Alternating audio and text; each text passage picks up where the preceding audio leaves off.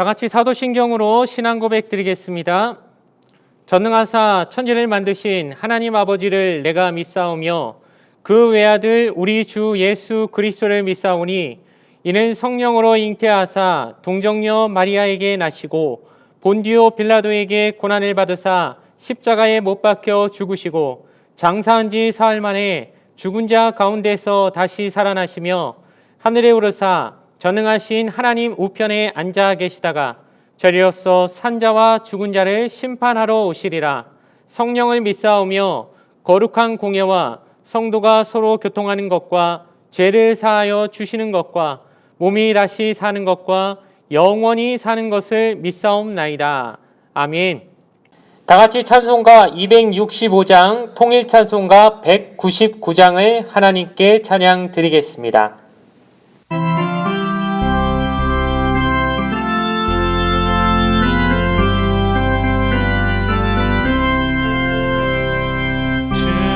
십자가를 지심으로 죄인을 구속하셨으니 그 피를 보고 믿는 자는 주님의 진노 면하겠네.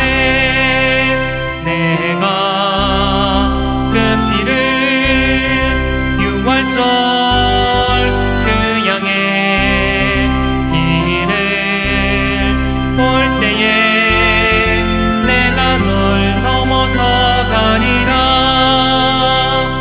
흉악한 죄인 외수라도 예수는 능히 구원하네. 온몸을 피에 담글 때에 주님의 진노 면하겠네.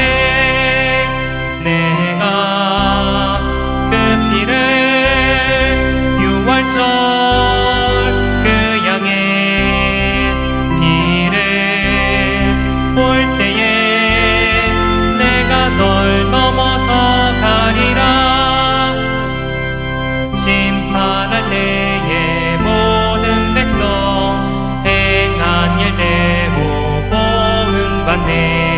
주님의 피로 죄 씻으면 주님의 진노 면하겠네. 내가 그 피를 유월절 그 양의 피를 볼 때에 내가 널 넘어서 가리라. 구주의 사랑 크신 은혜 보혈의 능력 의지하세. 심판의 불이 내릴 때에 주님의 진노 면하겠네.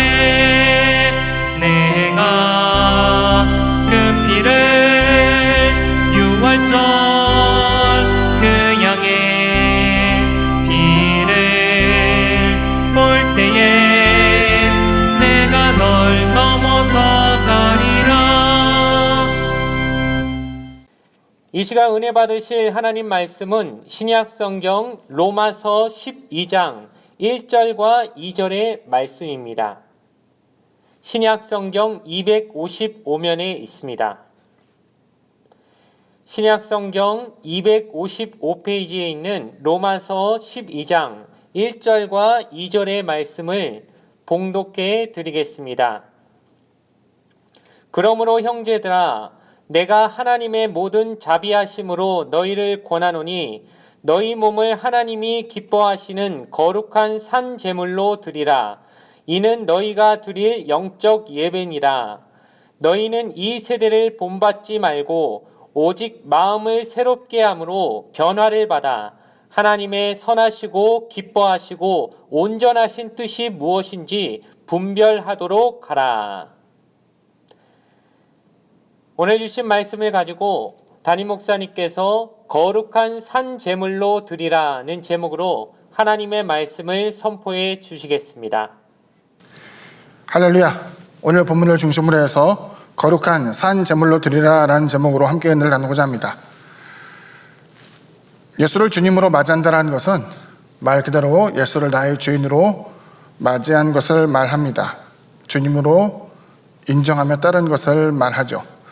유대사에서 종이라고 한다면은 그 종에게 속한 모든 것은 바로 주인에게 속한 것으로 간주되었습니다. 탈무드에 보면은 재밌는 내용이 하나 있습니다. 먼 여행을 떠난 아들을 두고 이제 부자였던 아버지가 임종을 맞이하게 될 때의 모습입니다. 아버지의 생각에는 이제 아들이 곁에 없으니 아들을 위한 유언을 남기기를 원하였고, 그 유언의 내용은 다름 아니라 자신의 모든 재산을 바로 종에게 넘기고, 다만 그 자신의 아들에게는 단 한 가지만을 줄 수 있다라는 것을 언급하게 된 것이죠.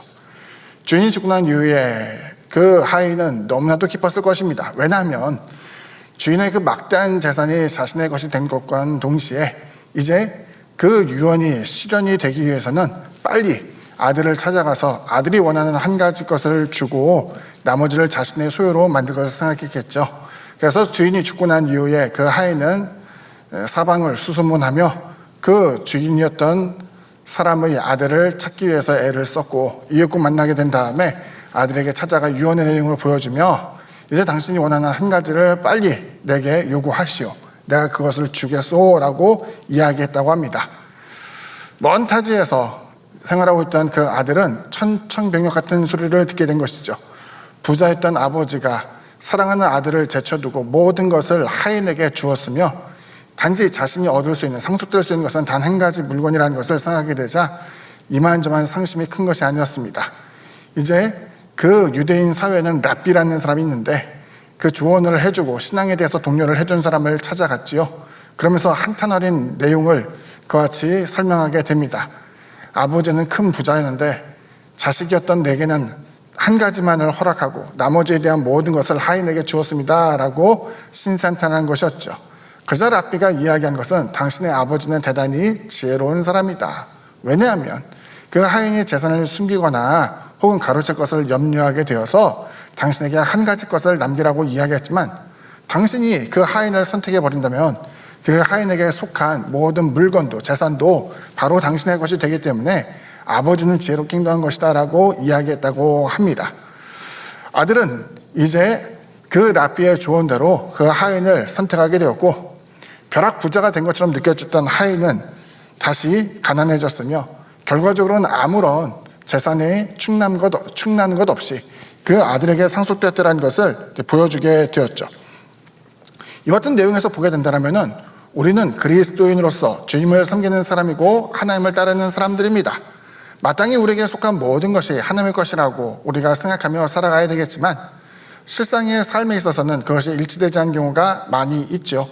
예수를 주라 시인하지만 여전히 내 소유, 내 시간, 내가 원하는 권한과 내가 이루고자 하는 욕망이 때로는 주님을 섬기는 데 있어서 가로막힌 경우도 종종 있겠죠.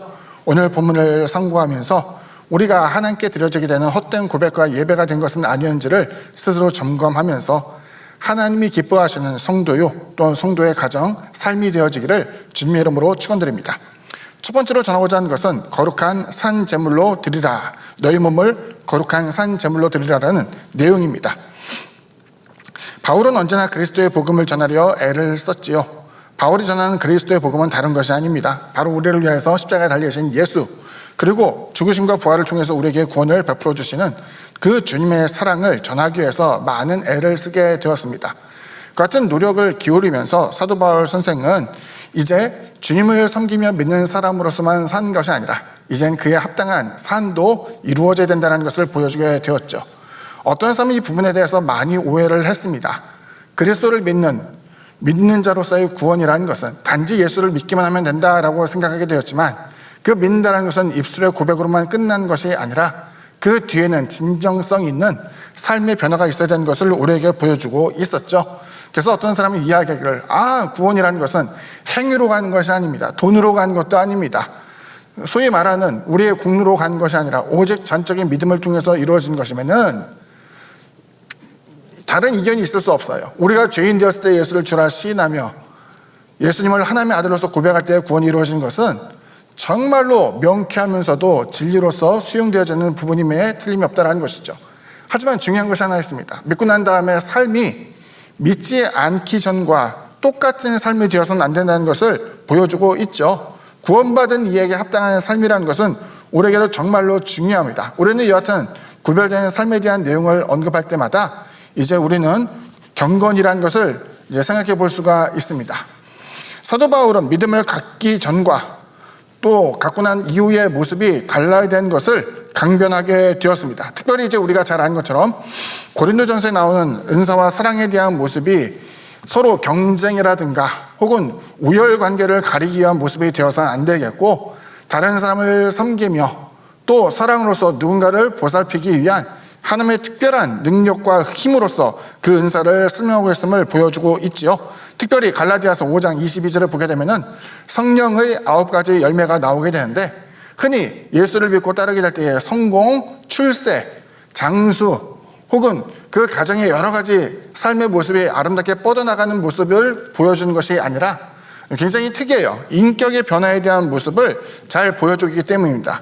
사랑, 희락, 화평 이것으로 시작하여서 오래 참음과 절제에 이르기까지 보여주는 것 같은 성령의 9가지 열매의 모습은 어떠한 재물의 양과 혹은 내가 갖고 있는 소유물의 크기, 더 나아가서 내가 세상 사람들과 어떻게 다르게 출세하는가를 보여주기보다는 고미한 인격의 변화라는 것을 우리에게 잘 보여주고 있죠. 물론 우리의 신앙의 모습은 외적으로 드러나는 활동인 경우가 있습니다.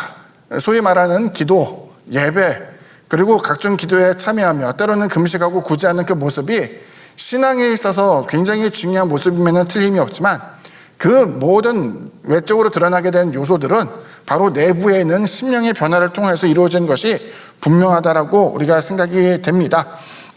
우리는 마땅히 그리스도인이 되어서 기도도 하고 찬송도 부르며 무엇보다도 교회 다니면서 세상 사람들과 다르다라고 생각이 되겠지만, 세상 문화에 대한 접촉이 조금 줄어들기 때문에 우리의 삶이 변화된 것은 사실이지만, 더 나은 심령의 변화에 대한 것을 사도 바울 선생은 우리에게 요구하고 있습니다.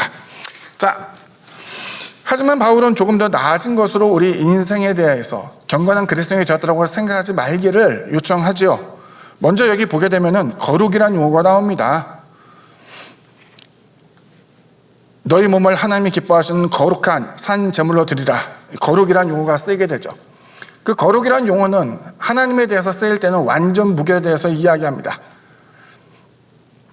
우림과 둠밈, 제사장이 폐물로서 보여지게 되는데, 그 우림과 둠밈은 빛과 완전함을 이야기하죠. 하나님의 거룩에 대해서 이야기할 때에는 그와 같은 완전 무결함, 하나님의 거룩하심이라는 것은 세상에 그와 같은 낡고 후패해지는 세상의 물건과는 비교할 수도 없는 온전하고 깨끗한, 그리고 결점이 하나도 없는 그 같은 신성에 대한 표현을 쓸 때에 바로 하나님의 거룩을 표현하게 됩니다. 하나님의 거룩과는 달리 이것이 사람이나 사물에 쓸 때는 조금 의미가 달라집니다. 사람과 사물은 완전할 수 없죠. 시간이 지나면 후패하게 되고 낡아지게 됩니다. 어떠한 사물도 날마다 새로워지는 것은 없고, 시간이 지나면 때 묻은 모습, 낡아지게 되고, 견고했던 것도 시간이 지나게 되면 이제 무너지게 되는 것이 일반적인 모습이라 이제 생각이 됩니다. 자, 그런데 그와 같은 낡아지고 후패한 것과는 달리, 그럼에도 불구하고 하나님께서 너희를 거룩한 산 제물로 드리라라고 이야기한 것은, 그 거룩이라는 용어가 완전함이 아닌 누군가에게 속해 있다는 이제 구별된 것 혹은 하나님께 속한 것이라는 의미로서의 차별성을 이제 언급해주고 있는 것이죠. 먼저 바울은 기독교의 창시자라고 일컬어질 만큼 대단히 중요한 사람입니다. 목사님, 우리가 알기로는 예수님이 기독교의 창시자 아닙니까? 생각하겠지만은 주님께서 그 여러 가지 크고 작은 교리에 대한 여러 가지를 정리하신 것이 아니라, 사실 이제 사도 바울 선생이 성령의 이끌림을 받아 그리스도의 사도가 되고, 또 여러 교리에 대한 부분을 정립하게 되면서 그리스도 교회에 대한 확립에 대해서 굉장히 중요한 공을 세우게 되었죠. 물론 이것이 주님의 뜻이면은 이제 논란의 여지는 없을 거라고 생각합니다. 하나님의 뜻을 받들어서 이루어진 것이라는 것에는 달라지지 않죠. 자, 그런데 사도 바울 선생이 종종 이야기했던 것은 유대인으로서 하나님께 드려지게 되는 제사에 대한 것에 그는 굉장히 큰 의문을 갖게 되었습니다. 유대인의 의식조차도 그는 따를 것을 권고하지 않았죠.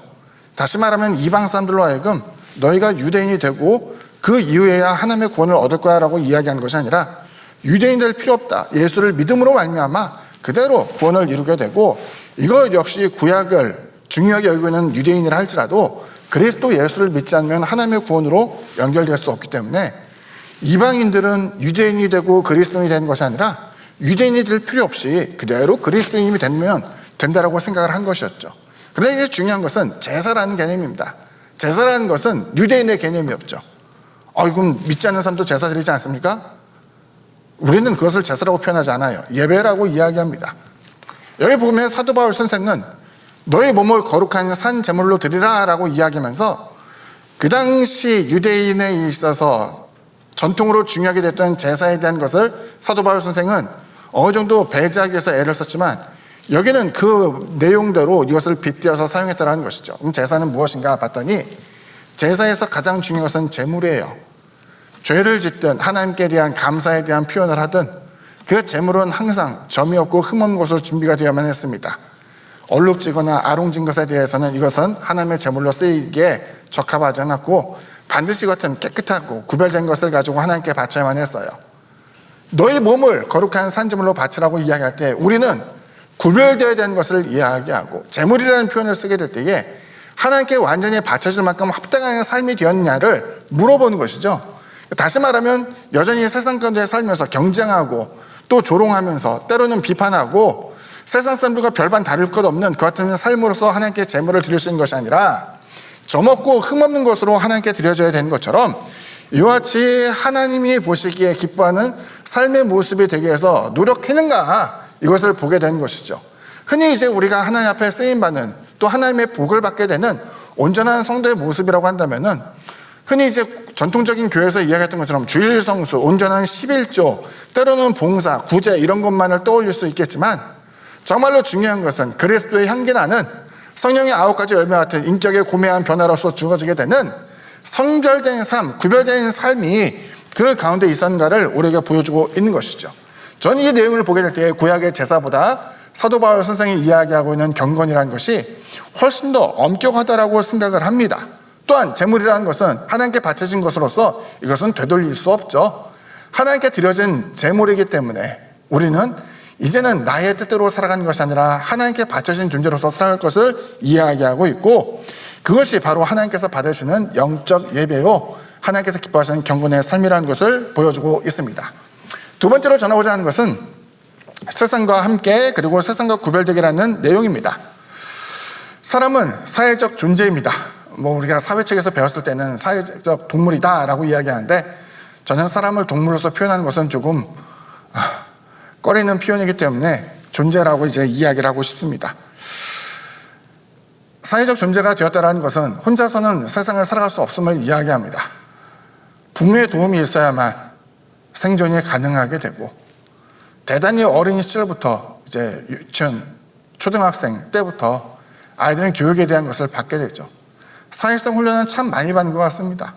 아이가 태어나게 되면 할아버지, 할머니, 친척들이 계속 이제 얼굴을 보여주면서 또는 그 아이를 찾아오면서 용돈도 주고 이 사람 저 사람에게 있어서 많은 혜택과 도움을 받으며 살게 하죠.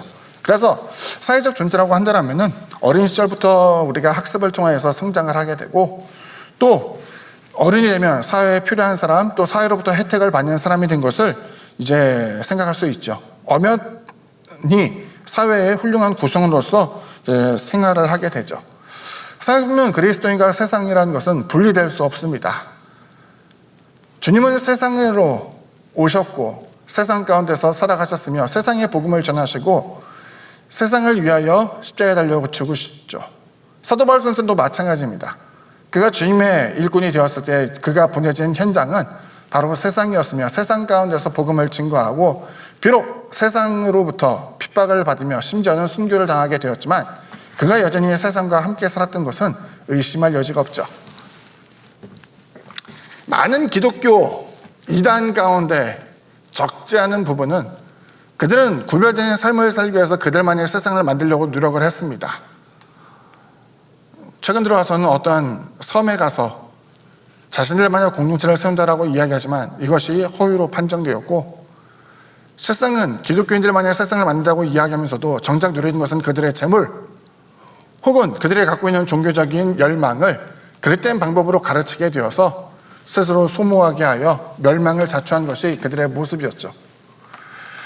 과거 보면 이제 신앙촌이라든가 몇몇 이제 기독교 공동체에 대해서 이야기를 하고 있지만 거주지에 대하여서 그들이 모여서 살 수는 있을지언정 세상과 단절되어 있는 그 같은 기독교인의 공동체라는 것은 사실은 될 수 없다는 것을 이야기하죠.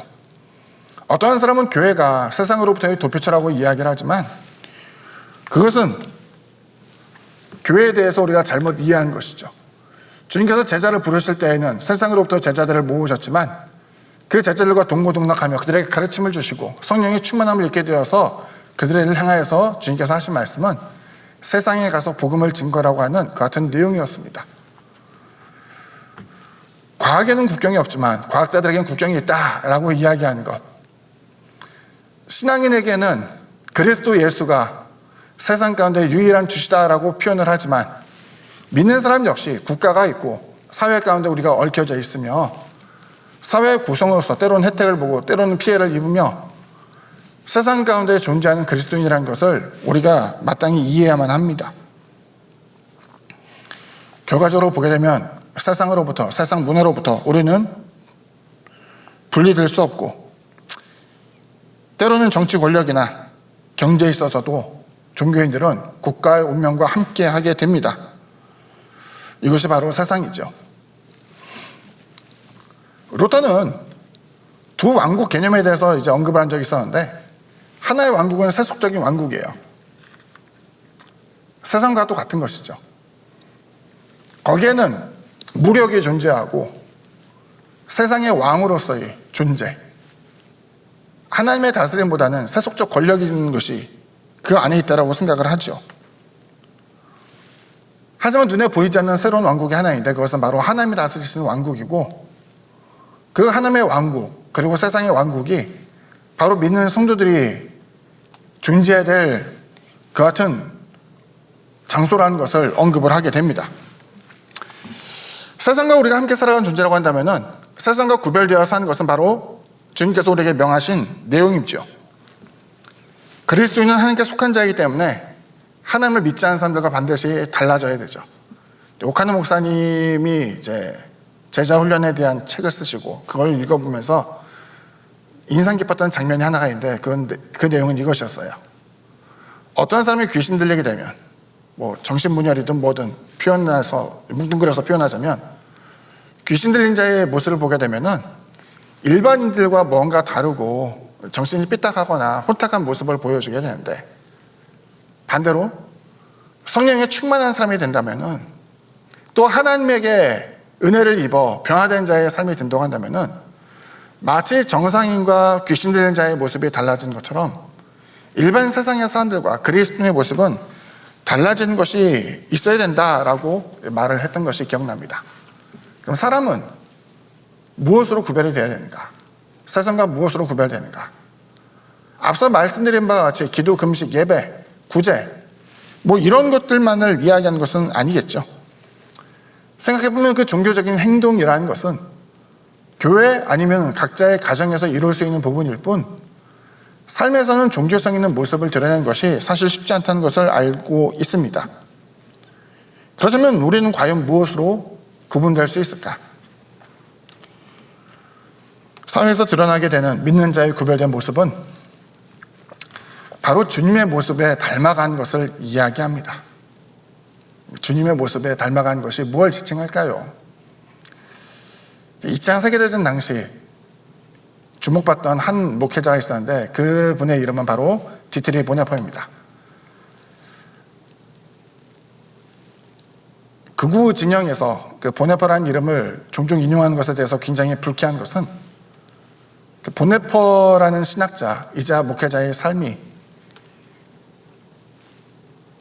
사실은 보수 우파들이 들먹일 만한 이름이 아니라는 것을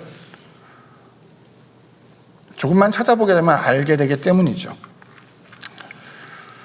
그 보네퍼라는 목회자는 그 2차 세계대전 그분의 이제 국적은 독일이었고 그 당시 이제 독일은 제국주의를 표방하며 세계를 정복하려고 애를 쓰고 있었는데, 그 같은 사람을 선동하고 그 사람들에 대해서 이용하려고 했던 나치의 계획과 그 수장이었던 히틀러를 악으로 규정하면서 그를 암살하려고 했던 사람이기도 해요. 당시 이제 교회라고 한다면 루터파 교회이기 때문에 그 독일의 교회는 대부분 루터파 교회입니다. 유대인들이 이제 명부를 교회 안에서 이제 갖고 있었고, 히틀러가 이제 유대인들에 대한 학살 내지는 이제 불순한 의도로 그들의 명부를 요구할 때 교회는 아무런 비판 없이 그 명부를 넘겨주게 되었어요. 사실은 그 학살에 대해서 동참한 것이죠. 하지만 루터는 이와 같은 와중 가운데 군국주의적인, 제국주의적인 망령, 더 나아가 가난에 찌들고 있던 독일인들에게 희망에 대한 메시지를 전해준다 한들 그것이 적법하고 또 그리스도인으로서 해서는 안 될 내용이 그 안에 담겨있다고 한다면 이것을 구분할 수 있는 준비가 되어야 한다는 것을 늘 설파했죠. 당시의 기독교들은 권력에 항거하기보다는 침묵하였고 사람들의 기대에 부응하여 더 잘 먹고 잘 살 수 있고 더 부응할 수 있다라는 게르만 민족의 아리안 민족주의에 우선한 그 같은 내용에 동조하는 모습 속에 보네파는 이제 항거하기로 결심한 것이죠. 그런데 그의 행동이 좀 독특해요. 히틀러를 암살하려고 하였고 그 암살 계획은 이제 발각이 되어서 그가 옥에서 많은 날 동안 이제 그곳에서 수감 생활하고 있었는데 그 안에 들어가면서 그는 굉장히 독특한 개념을 하나 이야기합니다. 뭐냐면은 교회에 대한 재고 조사를 한 거예요. 사회는 발전하잖아요. 과거에 약이 없고 도울 수 있는 사람이 훈련되어 있지 않으면은 몸이 아프고 병들게 되면 가장 먼저 찾아가는 것은 목회자였어요. 우리 좀 도와주세요. 고쳐주세요. 그러면 이제 언제 그랬냐 한 듯 도움의 손길을 베풀어 주게 되는데 그 과정에서는 이제 치유도 있고 구원도 있었죠.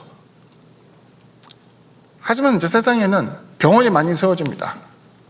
교육기관이었던 그 학교도 점점 커지고 이제는 그 아이들이 배우는 시간도 훨씬 더 늘어나게 되었어요. 옛날에는 이제 고등학생만 나와도 사회생활 하시는 분이 적지 않았는데 대학교, 대학원, 박사과정까지 가야 되고 박사를 하고 난 이후에도 몇 편의 성과를 얻기 위해서 포닥이라고 하죠. 박사과정 이후에 대한 활동까지도 요청을 받게 됩니다.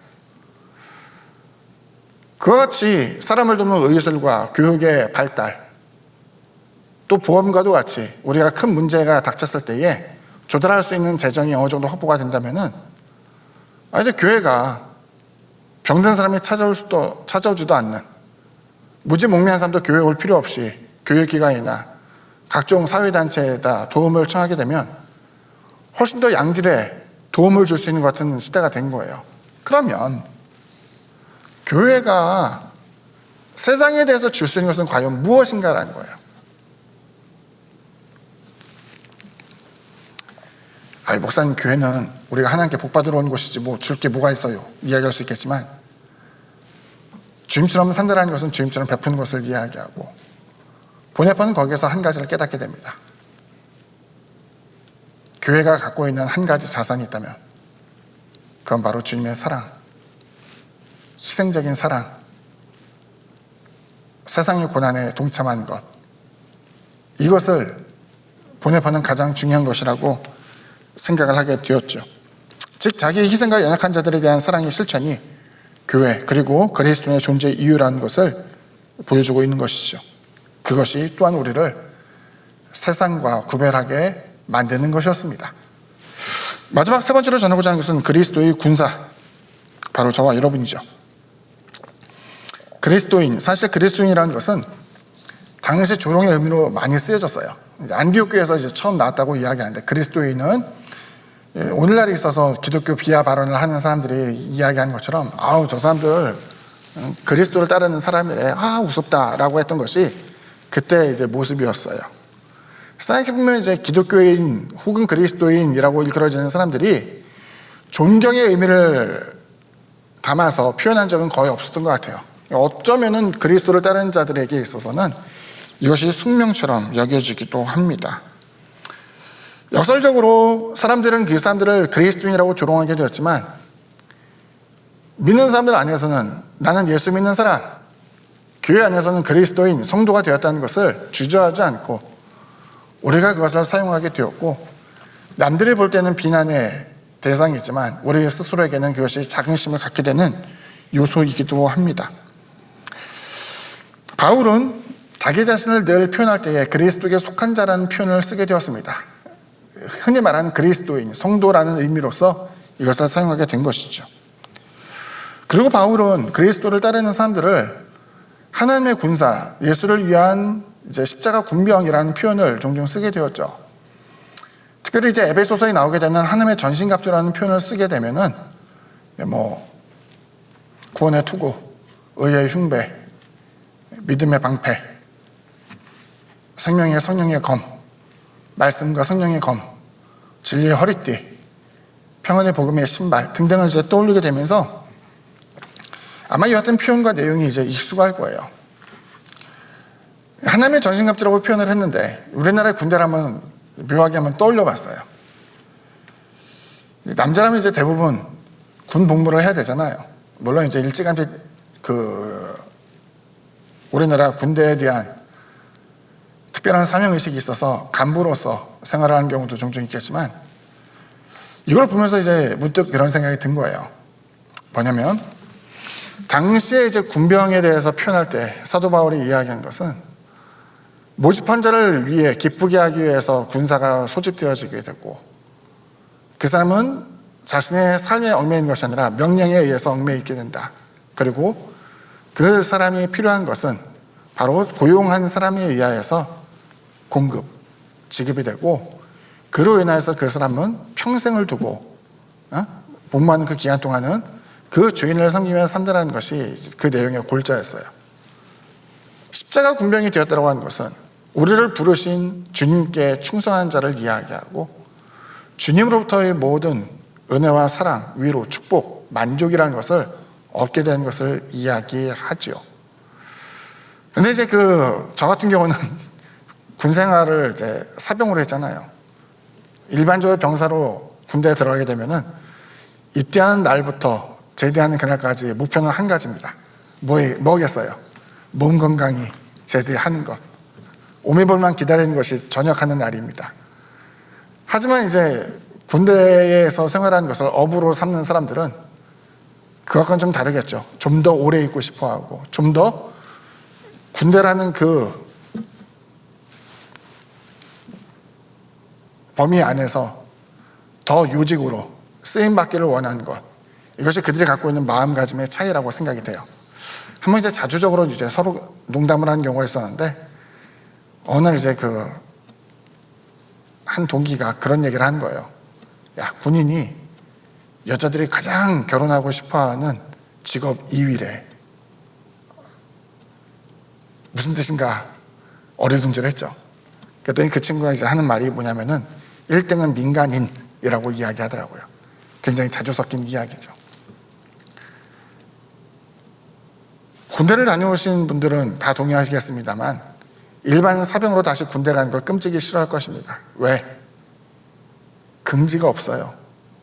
남들보다 못한 대접, 제한된 생활, 그리고 그 결과로 얻어지게 된 것은 수고하고 노력한 것에는 턱에도 미치지 않는, 택도 없는 적은 보상만이 주어졌기 때문이죠. 그러다 보니까 이제 저도 생각이 드는 거예요. 나는 혹은 여러분은 십자가 군병을 정말 원하는가? 마치 의무병처럼, 기간병처럼 우리가 들어가서 일정 기간 동안을 병사로 있게 되는데 지급되는 것도 없이 차출되어지게 되고 고생은 많이 하는데 보상도 없는 그 같은 삶에 대해서 기뻐할 수 있는 사람은 많지 않다는 거죠.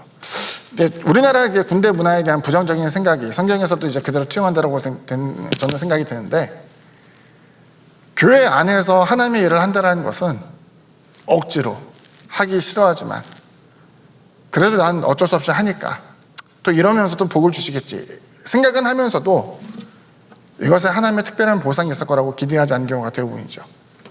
신명기 말씀을 인용하면서 사도 바울 선생은 고린도전서에서 일하는 수에게 망을 씌우지 않는다라는 그 표현을 사용하게 됩니다.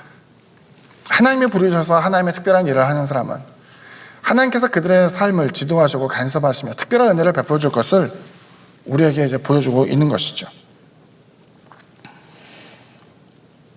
군인은 군사로 모집한 일을 기쁘게 하지만 동시에 그로부터 은혜를 잊게 됩니다.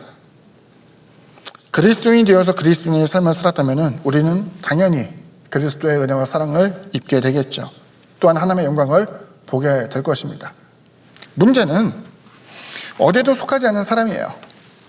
계시록 라오디게아 교회에 대한 편지에서 보여지는 것처럼 차지도 않고 덥지도 않은 미지근한 신앙의 모습, 그래서 환영받지 못하는 모습, 결과적으로는 하나님으로부터 쓰임받지 못하고 거절되어져 버림을 받게 되는 것 같은 모습, 이것이 바로 교회에서 출석하며 주일날 나는 그리스도인이다라고 이야기를 하지만 삶에 있어서는 거룩한 산 제물과는 전혀 상관없는 그냥 세상 사람들과 별반 다르지 않는 그러한 모습의 사람이라는 것을 우리가 생각해 볼 수 있어야 되죠. 하나님을 믿지만 그리스도인이 되는 것을 버거워하며 하나님께 속한 자가 되기를 거절하곤 하지요. 하지만 바울은 자기 스스로가 그리스도의 사도로서 살면서 사람들에게 하나님께 온전히 바쳐진 그리스도에 속한 사람이 될 것을 요청하며 보다 엄격한 삶을 요구하게 되었습니다. 그리스도인이라는 긍지, 또한 그리스도인으로 살아가는 이들에게 나타날 하나님의 영광을 고대하며 살아가게 되는 저와 여러분 되기를 주님의 이름으로 축원드립니다. 결론을 함께 봅니다. 주님을 위해 헌신할 수 있는 이유는 저와 여러분을 향한 주님의 헌신을 알고 있기 때문입니다. 무엇인가에 대해 집중하고 우선할 수 있는 것은 그것의 가치와 그에 따른 보상을 잘 알고 있기 때문이겠죠. 우리에게 주님께서 주신 생명이 있습니다. 또한 주님에게 영광이 있습니다. 주님에게 사랑과 위로 그리고 회복이 있습니다. 주님이 기뻐하시는 삶을 선택할 때에 주님께서 우리의 삶에 개입하십니다. 거룩한 산 제물로 또 십자가의 증인으로 주님을 섬기게 되는 저와 여러분 되기를 주님의 이름으로 축원드립니다. 기도합니다. 사랑의 주님, 구약에서 제물을 드리는 것보다 더 중요한 것은 마음을 헤아리시는 하나님께 온전히 향하는 것, 바로 그것이 하나님의 기뻐하시는 예물이 되었었죠. 사도 바울은 우리의 삶을 하나님께 통째로 드릴 것을 이야기합니다. 주님이라 부르지만 주임을 따르지 않았고 스스로가 하나님의 사람이 되었다고 하지만 세상과 더 많이 타협하며 속했던 우리들의 모습을 반성할 수 있도록 도와주시며 하나님 주임을 섬기며 하나님의 영광을 우선시하는 우리들의 모습 가운데 하나님의 도우심과 자비하심, 치유와 만족과 기쁨을 허락하여 주이사 주임을 따르는 자로서 하나님의 사랑과 위로와 은혜가 아름답게 펼쳐질 수 있도록 주님께서 은총 베풀어 주옵소서. 예수님 이름으로 기도드립니다. 아멘. 교회 소식을 말씀드리겠습니다. 코로나19로 인한 국내외 혼란이 속히 잠잠해지도록 함께 기도해 주시기 바랍니다. 코로나19 예방을 위한 예배 변동 사항입니다. 주일 예배는 오전 9시와 11시 2번 있으며 주중 예배와 모임은 없습니다. 코로나19 예방을 위해서 영상 예배를 병행합니다. 새벽 기도회는 영상으로 드립니다. 월요일부터 금요일까지 오전 5시에 보내드리며 원하시는 분은 교구장에게 신청해 주시기 바랍니다. 코로나19 확산 방지를 위해 타교의 예배 참석을 삼가 주시기 바랍니다. 신방이 필요한 개인과 가정은 교회와 교구장에게 연락 주시기 바랍니다. 교회학교 여름 행사를 온라인으로 진행할 예정입니다. 주보에 나온 행사와 일정을 확인하신 후 궁금하신 부분은 각 부서 교역자에게 문의하시기 바랍니다. 온라인 헌금을 희망하시는 분은 아래의 계좌로 보내주시고 헌금을 보내실 때 성명, 교구, 헌금 목적을 기재해 주시기 바랍니다.